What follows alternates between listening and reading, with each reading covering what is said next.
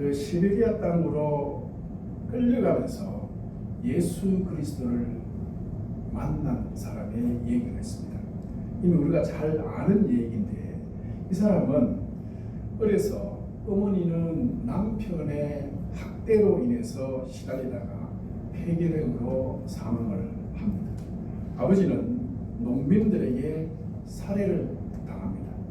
자신은 또 어려서 간질이 들려가지고 어려서부터 고생을 하기 시작합니다. 청년 시절에 좌파 사회주의 운동을 하다가 비밀 조직원으로 활동을 했는데 잡혔어요. 그래서 이제 총살형을 언도받았어요.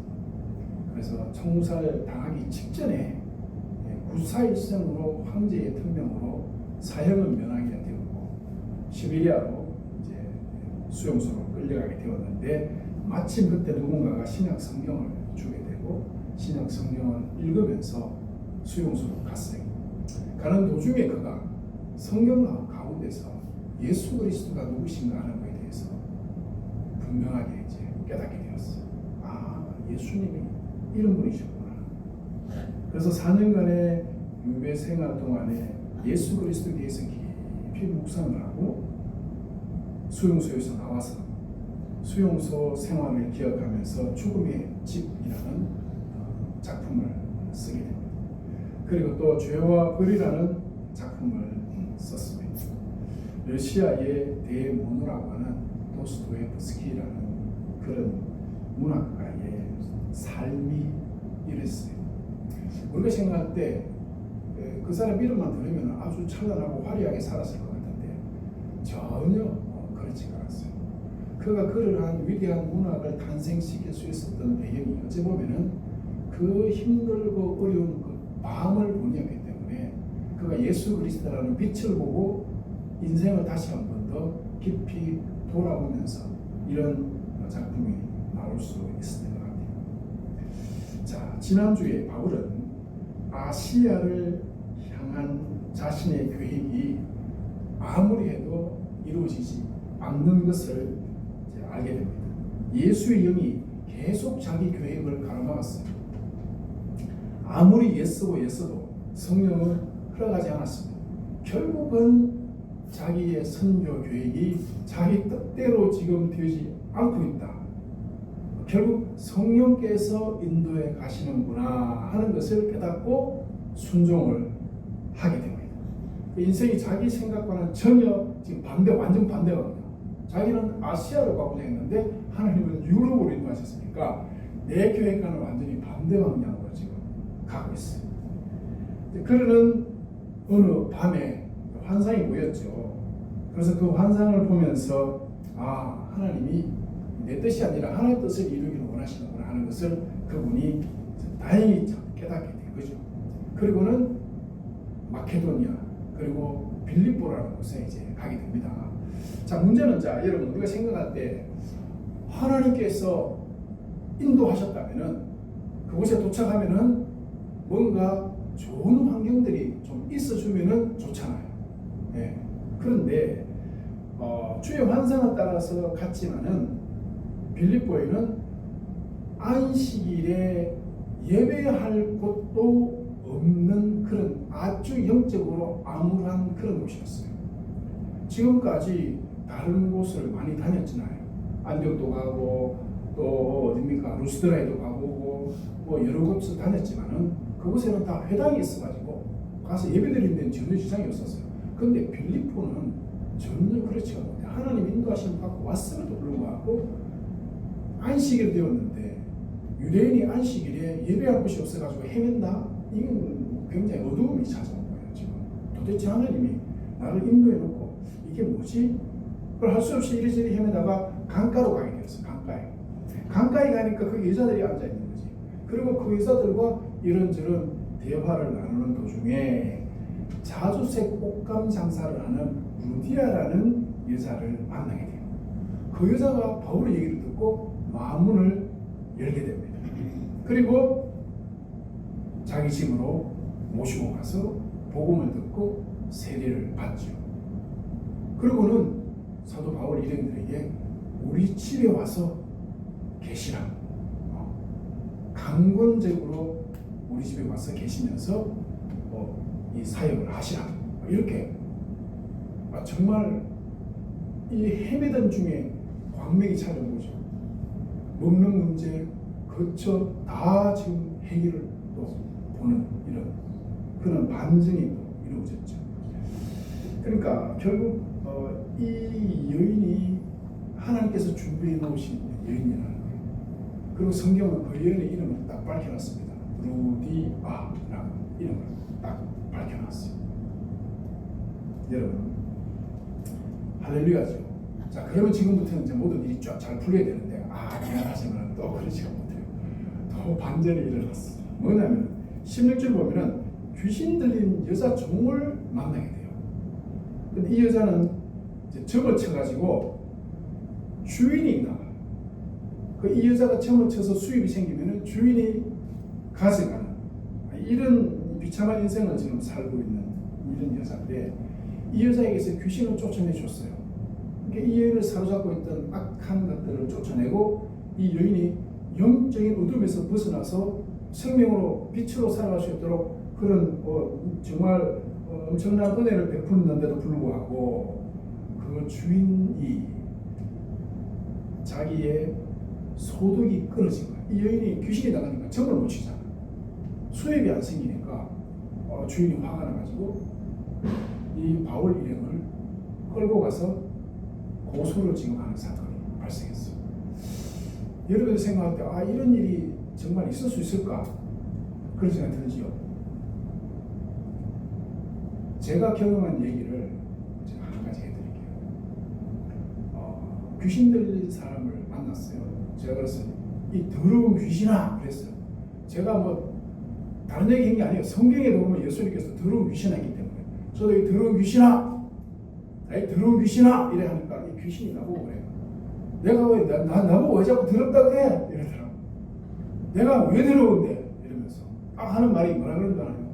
내가 왜 더러운데 하면서 내가 이 사람 정치게 해줘가지고 돈도 벌게 해주고 집도 사게 해주고 살아갈 수 있도록 다 해줬는데 왜 나보고 더럽대 이러더라고. 그 순간적으로 제가 딱 할 말 있는 그러네. 그러고 보니까 갑자기 내가 이 무슨 말을 해야 될까 싶은 생각이 순간적으로 딱 들더라고요.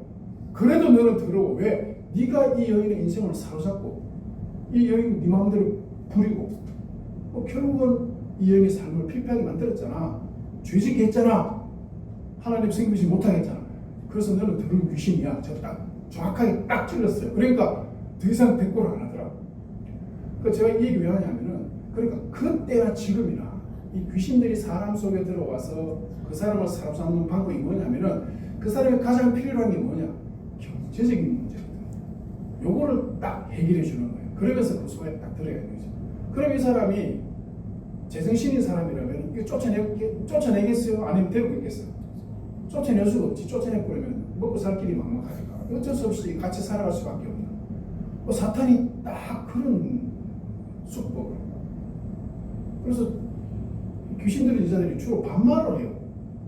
귀신이 나오기 전에는 저한테 목사님 하다가 귀신이 딱 나오면 그때부터 반말을 딱 해요. 그럼 제가 야 누가 목사님 보고 반말하대? 니 몇 살이야? 이러면서 누가 목사님 보고 반말해? 제가 딱 그러니까 이 여자가 뭐라 하냐면 네 몇백 살 돼. 몇백 살 된다고? 네가 왜 몇백 살 되는지 이러니까 내가 이 사람 속에 들어가서 살다가 이 사람 죽으면 다른 사람한테 또 들어가고 또 그 사람 속에 살다가 그 사람 죽으면 또 다른 사람 속에 들어가고 이런 식으로 저한테 설명을 하더라고요. 그래서 내 몇백 살 돼 이러면서 반말을 계속 하더라고요. 이게 지금 21세기에 귀신 들린 여자가 저한테 한 소리지만은 이게 예수님 당시에 귀신 들린 여자하고 똑같아요. 나타나는 현상이. 왜 그러냐면은 그 시대의 그 악한 영들이나 지금의 그 영들이 여전히 그대로 존재하고 있는 거예요. 성경에 이런 얘기들이 여러분들 성경에 있는 그냥 옛날 전설 따라 삼천리 얘기인 것 같다. 그렇지 않습니다. 이건 실제적인 것이고 현실적인 것이라는 사실을 우리가 분명히 알아야 됩니다. 본문에서 귀신이 나갔다라는 이 표현의 동사하고 주인의 수익이 끊어졌다라고 하는 표현의 동사가 같은 동사를 사용하고 있어요. 그러니까 이 종의 귀신이 나감으로 주인의 수익이 끊어졌다는 것을 확실하게 지금 이 문장을 통해서 알려주는 거거든요. 그러니까 주인 입장에서는 수익이 끊어졌으니까 뭐 당연히 영업 방해고 뭐 이제 그런 거겠지. 그래서 고발을 했겠죠. 자, 그런데 문제는 사도 바울 입장에서는 정말 복음을 전하고 선한 일을 했어요. 어둠 속에 있던 한 여인을 하나님 말씀으로 구원을 했는데 그럼에도 불구하고 그것 때문에 감옥에 들어가게 되는 바울에게 또 어둠이 또 찾아왔어요. 자, 이런 사건 가운데서 오늘 본문이 우리에게 전해주시고자 하는 교훈이 뭐냐 하는 걸 한번 생각해 보자는 거예요. 첫째는 제가 생각해 볼 때 하나님은 성령의 인도하심을 받는 사람에 대해서 책임지시는 분이시다. 책임지시는 분이시다 하는 것을 제가 오늘 본문을 보고 알게 되었어요. 감옥에 갇혔다. 감옥에 갇혔다. 25절을 보면은 한밤중이라는 밤의 배경이 딱 증명합니다. 감옥에 갇혔으니까 그야말로 이제 한밤이 찾아온 것이죠. 예전에 베드로는 감옥에서 신발도 벗어놓고 겉옷도 벗어놓고 푹 자고 있었던 걸 우리가 살펴봤어요. 천사들이 도와줘가지고 적극 극적으로 탈출하고 베드로는 그랬습니다. 그런데 오늘 바울과 실라는 전혀 다른 모습이에요. 예배를 드렸어요. 기도하고 찬송하고 있습니다. 자, 여러분, 절망의 순간, 인생의 밤이 찾아오면은 찬송하고 기도하기가 쉽지 않아요. 평소에 찬송하고 기도 잘 하다가도 갑자기 어둠이 찾아오고 힘든 일이 벌어지면 굉장히 낙심되고 절망스러워져요. 이거 어떻게 해야 그런데도 불구하고 바울과 실라는 자신들을 이곳으로 보낸 이가 누구예요? 하나님의 영이잖아. 예? 환상 가운데서 분명히 보이시고 인도해 왔어. 그러니까 그것에 대한 믿음을 붙잡고 있는 거예요. 예? 그것에 대한 믿음. 지금 이 상황을 만드신 이가 하나님이시라는 것이지. 예? 그러니 하나님께서 어떻게든지 하실 것이고 어디로든지 인도하실 것이다라는 데 대한 믿음을 가졌기 때문에 저는 찬송하고 기도했다고 분명히 그렇게 생각합니다. 역시 옥터가 움직였다고 했어요. 옥문이 열리고 메인 것이 다 풀어지는 기적이 지금 일어났어요. 자, 간수가 자다가 놀랐어요. 자다가 놀랐다. 간수가 잤다는 소리는 뭔 소리예요? 제대로 경계를 안 했다는 것이지. 제대로 경계를 안 했다는 것은 그 감옥 속에 착고로 딱 채워가지고 딱 가둬놓으면은 나올 수 있다 없다? 절대 못 나와. 그러니까 잡고 채워놓고 문 잠가놓고 바깥에서 자도 전혀 이상 없는 거예요. 지금까지 그렇게 왔어. 그런데 그날 저녁에는 정말 지금까지 경험해보지 못한 특별한 일이 일어난 거예요. 그러니까 이 간수가 엄청나게 놀란 거예요. 그리고 죄인이 도망가면 그 당시는 그 간수는 사형입니다. 그러니까 어차피 사형 당할 거 내 스스로 죽겠다고 칼을 빼가지고 스스로 자결 하려고 하는데 우리 도망가지 않고 여기 있다. 자결하지 마라. 네 몸에 손대지 마라. 이런 상황이 펼쳐지게 되는 거죠. 그리고 놀란 간수가 등불을 들고 감옥 속으로 들어가게 되죠. 자, 여기에서 문학적으로 밤이에요. 그런데 그 밤이 갑자기 뭐가 등장했어? 등불이 등장했어요. 자, 이건 우리에게 뭔가 시사하는 게 있죠. 밤이었지만 등불을 통해서 분명히 뭔가 밝은 빛이 비춰질 것이다 라고 하는 하나의 그런 장치라고 한번 생각해 봅시다. 한밤중의 얘기로 시작했지만은 빛으로 나아가는 그런 모습이 지금 우리에게 펼쳐지고 있어요. 31절을 보면은 주 예수를 믿으라. 그리하면 너와 내 집이 구원을 받으리라 하고 결과적으로 관수와 온 가족들이 다 세례를 받고 음식을 먹고 온 집이 하나님을 믿고 그게 기뻐했다라는 기사가 나와요. 자, 사도 바울 일행들이 감옥에 들어갈 때는 한밤에 하라는 그런 배경으로 시작을 했는데 등불이 비추어지고 결과적으로 그 간수의 모든 가족들이 다 구원받는 그런 결과가 나타난 것이죠. 사실 빌립보에 와서 루디아를 전도를 했지만은 루디아는 원래 하나님을 믿는 사람이었어요. 유대인이었다가. 근데 이방인이 전혀 하나님을 알지 못하는 이방인이 예수를 믿고 세례를 받고 온 집이 구원을 받는 이 역사는 앞서 우리가 살펴본 백부장 고넬료의 집에서 이런 일이 일어났었죠. 그리고 그건 또 어떻게 보면 팔레스타인 안에서 있는 일이지만은 이건 지금 전혀 유럽에서 지금 이런 일이 생겼거든요. 그러니까 어떻게 보면은 팔레스타인에서 이방인의 오순절이 고넬료 집 사건이라면은 유럽에서 이방인의 오순절 사건이 지금 이 간수의 집에서 일어났다라는 것을 우리에게 보여줘요. 조금 이따가 좀 더 살펴볼 것인데, 자 어쨌든 하나님께서는 이 열매를 위해서, 이런 열매를 위해서 바울 일행을 어디로 집어넣었다? 오금, 감옥으로 집어넣었다는 것이죠. 감옥에 들어왔을 때 이게 뭐야? 하나님 왜 이러시지? 꿈으로 보여줘가지고 우리가 여기 왔잖아요.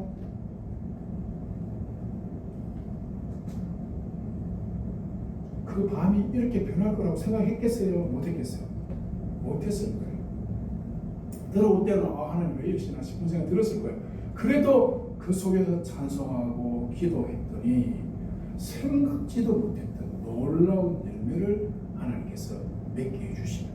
지금 이 지금 빌립보의 어떤 이 얘기를 가만히 보면은 어둠이 찾아왔는데 빛으로 연결되고 또 다시 어둠이 찾아오지만 또 빛으로 연결되고 하는 이 모습들이 지금 계속 연결되고 가고 있어요. 사랑하는 여러분, 첫 번째로 제가 말씀드리고 싶은 것은 하나님께서 분명히 인도하신다. 우리가 기도하면서 성령의 인도함을 받아서 간다면은 지금은 혹여 어두워진 것 같은 느낌이 들더라도 분명히 하나님은 내가 생각지 못했던 결과를 가지고 계신다는 것에 대해서 우리가 믿자. 아시겠죠? 그 다음 두 번째는 이러한 하나님의 인도하심을, 이런 기적을 견인해 가고 있는 게 있어요. 다시 말해서 이런 어둠 속에서 빛을 만들어내고 있는 이유가 있어요. 원인이 있어요. 근원이 있다. 그게 뭐냐? 오늘 본문을 가만히 보면 우리가 그냥 썩 지나가기 쉬운데 가만히 살펴보면 이 밤이라는 배경이 지금 계속 등장하면서 이 곧 광명으로 변해가는데 13절을 보면은 바울 일행이 루디아를 만난 계기가 안식일에 뭐 할 곳을 찾았어요? 기도처를 찾고 있었다는 거야. 이게 중요합니다. 차집사님, 눈 감고 지금 하나님 만나고 있죠? 네, 기도하세요. 지금 중요한 게 기도거든. 그래서 루디아를 만나게 된 계기가 뭐다? 기도처를 찾고 있는 중이었다. 또 감옥에 들어가게 된 원인이 귀신 들린 이 여종을 고쳐줬잖아요. 자, 그 본문 잘 보세요. 16절을 보면은 귀신 들린 여종을 고쳐주게 된 계기가 뭐예요? 거기 보면은 기도하는 곳에 가던 중에 이 귀신 들린 여종을 만나게 됩니다. 이거 우연이겠어요? 지금 기도하는 가는 도중에 지금 자꾸 일들이 생기고 있다는 사실을 우리가 이게 지금 잊어버리면 안 돼요. 사실은 기도의 내용 하나님이 알고 있을까 모를까? 우리가 기도하려고 뭔가 마음을 먹고 기도원에 갔어. 그럼 하나님이 지금 김옥경 권사가 기도를 하려고 하는데 그 마음속에 어떤 기도의 제목을 가지고 있는지 하나님이 알까요? 모를까요? 아실까요? 당근이지요. 그런 걸 당근이라고 합니다. 다 알고 계세요. 알고 계셔. 그런데 중요한 건 뭐냐면은 김영성 권사님이 기도를 해야 되겠다. 내가 하나님 앞에 기도해야 되겠다라는 마음을 가졌다는 그 자체가 지금 하나님 보시기에 기쁜 거예요. 하나님 기도해야 알아듣는 사람이 아닙니다. 그런 분이 아니에요. 하나님은 과거와 현재와 미래에 동시에 존재하고 계십니다. 동시에 역사하고 계신 분이세요. 야, 이게 진짜 놀라운 사건이에요. 현재 우리가 이 자리에서 기도하고 있죠. 그러니까 미래의 그 결과까지 하나님은 이미 알고 계세요. 그래서 하나님이신 거예요. 그래서 하나님이신 거예요. 이 본문 보면은 이 여종의 주인이 하나가 아닙니다. 주인들이라고 되어 있어요. 제가 이 성경 보다 깜짝 놀랐어요. 아, 이 여종의 주인이 이게 한 사람이 아니구나, 들이구나. 그럼 이 여인이 얼마나 힘들겠어요. 주인이 지금 막 몇 명이 되는 거라. 이 주인한테 시달리고 저 주인한테 시달리고 이리 채이고 저리 채이고. 이 여인의 삶은 너무너무 힘든 삶이에요. 그런데 그를 사로잡고 있는 그 귀신 때문에 지금 이런 일이 생기죠. 귀신을 쫓아냈어. 그러면 이 여인은 이 모든 속박과 억압으로부터 자유로워진 거죠. 얼마나 큰 은혜입니까? 예수 그리스도를 만나서 그 인생에 지금 어둠이 빛으로 변해진, 오늘 지금 보세요. 첫 번째 루디아도 마찬가지죠. 이 여종도 마찬가지고 또 한 사람 나중에 간수까지도 이런 사람들이 오늘 이 본문 속에 등장을 하고 있는 것이죠. 사실 기도를 통해서 가장 덕을 본 사람이 있다면 다름이 아닌 이 감옥에 갇혀 있는 바울과 실라죠.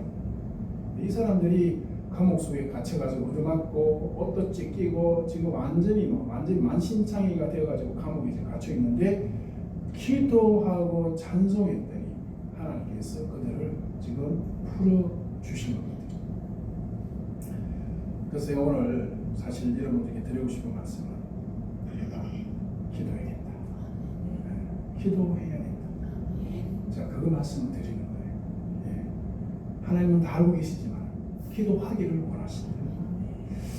우리가 지금까지 쭉 사도행전을 보면서 베드로가 감옥에 3번이나 들어갔었죠. 베드로가 감옥에서 기도했다는 기록을 본 적 있어요? 미안하지만 제가 못 본 것 같아요. 혹시 있는지 모르겠는데 베드로는 감옥에서 기도하지 않고 겉옷도 벗어놓고 신발도 벗어놓고 편안하게 들어누워 잤어요. 잤는데 주에 사자가 와서 흔들어가 깨워가지고 데려오라. 그것과 굉장히 대조되는 상황이에요. 뭐 베드로는 그런 사정이 있었겠죠. 근데 분명한 것은 12장을 보니까 베드로가 탈출하고 간수가 죽었어요. 네. 그런데 오늘 본문에서는 간수가 바울 때문에 살았어요. 야, 이 차이가 뭘까? 이걸 비교하는 건 좀 사실 어폐가 있어요. 그러나 베드로는 감옥에서 잤어요. 바울은 감옥에서 기도했어요. 그 결과 그 간수는 죽었고 이 간수는 살았어. 이야, 이런 것도 있네요. 제가 깜짝 놀랐어요. 물론 이건 이제 하나님의 특별한 역사겠지만은 베드로가 뭐 잘못했다 그 얘기하는 것이 아니라 기도했더니 베드로의 간수는 죽었지만 이 지금 바울의 간수는 살아서 구원을 받게 되는 이런 것도 본문 속에 있더라는 것이죠. 사랑하는 여러분, 우리가 바울과 신라를 특별한 사람이라고 생각하면 안 됩니다. 바울, 신라 이 사람들도 맞으면 아프고요. 갇히면 괴로운 사람들이에요. 저도 여러분 보시기에 제가 굉장히 강하게 생겼죠. 굉장히 저보고 강하게 생겼고 무섭게 생겼다 이렇게 얘기한 사람도 있어요. 그러나 사실 저도 가만히 보면 입새 이런 바람에도 괴로워하는 사람입니다. 마음이 굉장히 저도 느린 사람이에요. 바울과 신라도 마찬가지입니다. 하나님 음성을 듣고 환상을 보고 따라가지만 갇히면 괴로운 사람이에요. 맞으면 아픈 사람들이거든요. 하나님이 마케도니아 사람 그 꿈에 나타나지만 않았으면 내가 아시아로 갔을 건데 아시아로 갔더라면 이런 일이 없었을 건데 그런 생각을 몇 번이라도 했겠죠. 찬송보다 원망과 한숨이 나올 만한 그런 상황인데도 그거를 누르고 찬송하고 기도했었어요. 무슨 찬송했을까요? 몇 장 찬송 불렀을까?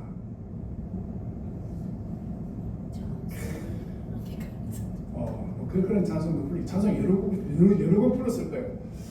근데 제가 생각할 때 찬송을 불렀다면 345장을 불렀을 것 같다. 345장. 캄캄한 밤 사나운 바람. 제가 가사를 읽어볼게요. 캄캄한 밤 사나운 바람 불 때 만경창파 망망한 바다에 외로운 배 한 척이 떠나가니 아 위태하구나. 비바람이 무섭게 몰아치고 그 성난물 큰 파도일 때에 저 뱃사공 어쩔 줄 몰라 하니 아 가련하구나. 절망 중에 그 사공 떨면서도 한 줄기의 밝은 빛 보고서 배 안에도 하나님 계신 믿고 와 기도 올린 자. 아버지여 이제인 구보고사 성난 풍랑 잠잠케 하시고 이 불쌍한 인생을 살리소서. 오 우리 하나님. 모진 바람 험한 큰 물결 제 아무리 성내에 덮쳐도 권능의 손 그 노를 지으시니 오 잔잔한 바다. 이게 찬송가 345장. 저도 이 찬송 굉장히 자주 부릅니다. 예. 저도 이 찬송 자주 불러요. 그래서 힘들고 어려울 때는 하나님께서 어쨌든 이 물결을 잔잔하게 하시고 이 풍랑의 이 인생 가운데 하나님께서 인도하시는 대로 잘 가게 해달라고 그렇게 제가 기도를 하는데 사실 여러분 이 사도행전에서 복음 전파의 대표적인 출발점이 베드로와 요한이 성전 미문에서 나면서 걷지 못한 사람을 일으키는 그 사건부터 시작해요. 그것부터 시작해서 사도행전에 예수 복음의 전파가 쫙 지금 뻗어나가고 있거든요. 그때 베드로와 요한이 성전에 뭐하러 올라갔다? 기도하러 갔었다. 기도하러 갔습니다. 제가 이 말씀을 딱 준비하면서 내가 조용하게 내 기도하러 가야 되겠구나. 그 생각이 싹 찾아오더라고요. 저는 감람산 기도원을 갈 거예요. 저 혼자 운전해서 가서 세워놓고 잠깐이라도 혼자 기도하는 게 좋아요. 조용히 거기서 묵상하고 기도하고. 제가 아까도 말씀드렸지만 거기 가서 제가 무슨 기도하느냐 그게 중요한 게 아니야. 기도하러 온다는 자체를 하나님은 기뻐하십니다. 저는 사실 여기에 자주 옵니다. 왔다 갔다 하다가 마음이 힘들고 그러면 제가 이 보면 아무도 없거든. 평소에 조용하게 불 꺼져 있잖아요. 그럼 여기 딱 들어가서 요 앞에서 잠깐이라도 제가 기도하고 가요. 사랑하는 여러분 기도합시다. 아시겠죠? 네. 기도하는 그 인생은 절대로 하나님께서 홀로 버려주지 아니하십니다. 네. 기도하는 가운데 어쨌든 역사가 일어난다는 사실을 기억하시기 바랍니다. 그 다음 세 번째로 오늘 이 본문이 우리에게 강근적으로 던지는 하나님의 메시지가 또 있습니다. 그게 뭐냐면은 16절 보면은 이 귀신이 바울 일행을 보고 이렇게 얘기해요. 한번 따라해 봅시다. 지극히 높으신 하나님의 종. 바울 일행을 보고 지극히 높으신 하나님의 종이다. 이렇게 말해요. 그러면서 구원의 길을 너희에게 전하는 자들이다. 이렇게 얘기해요. 누구 보고? 누구 보고? 우리 보고. 우리가 누구예요? 자, 옆 사람 한번 쳐다보세요. 옆 사람 없으면 앞에 사람 쳐다보고 따라해 보셔요. 당신은 지극히 높으신 하나님의 종입니다. 당신은 구원의 길을 전하는 사람입니다. 예, 이게 우리 정체성이에요.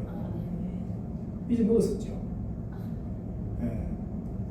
이제 먹은 건 아닌데 알긴 아는데 그냥 모른 척하고 살아갔죠. 지극히 높으신 하나님의 아들 이름 누구예요? 예수 그리스도. 그런데 우리 보고 당신은 지극히 높으신 하나님의 종이라고 했어요. 귀신이 우리를 그렇게 인식하고 있어요. 귀신이 우리 보고 귀신이 차집새님 보고 당신은 지극히 높으신 하나님의 종이다. 기분 나빠요? 아니? 종이라고 해서 기분 나쁜 거 아니죠? 지극히 높으신 하나님의 종이다. 목사님만 종이 아닙니다, 여러분. 아시겠죠? 예, 그냥 목사님은 목사님 일하는 목사님 그냥 그런 거예요. 여러분들이 지극히 높으신 하나님의 종입니다. 이 정체성을 가지셔야 돼요. 내 인생이 흔들리지 않으려면 내가 누구라고? 나는 지극히 높으신 하나님. 자 보세요. 귀신이 지금 하는 말이에요. 영적 세계에서 예수님을 향해서 지극히 높으신 하나님의 아들이라고 했어요. 그 영적 세계에서 그 예수를 믿는 우리를 향해서 지극히 높으신 하나님의 종이라고 했어요. 영적 세계에 그 귀신들이 우리를 다 그렇게 알고 있어요. 예수 믿는 사람을 그래 알고 있다고. 우리만 잊어먹고 있지. 그래서 우리가 예수 이름으로 귀신 향해서 이 더러운 귀신아 나가라 하면은 귀신들이 무서워하고 떠는 거예요. 왜 그래요? 우리가 누구이기 때문에 지극히 높으신 하나님의 종이기 때문에. 자, 그러면 우리가 해야 되는 일이 뭐예요? 구원의 길을 전하는 거. 사람들에게 구원의 길을 전하는 이 일을 우리가 해야 된다는 것이죠. 우리 먹고 살기 위해서 아침부터 저녁까지 부단히 움직입니다. 열심히 살아가고 있어요. 근데 가만히 생각해 보면 여러분 인생이 무의미합니다. 어떻게 보면 열심히 살면 뭐합니까?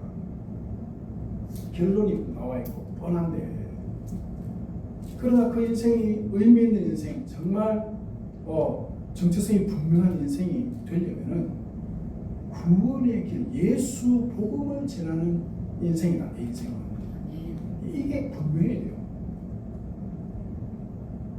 당신은 누구세요?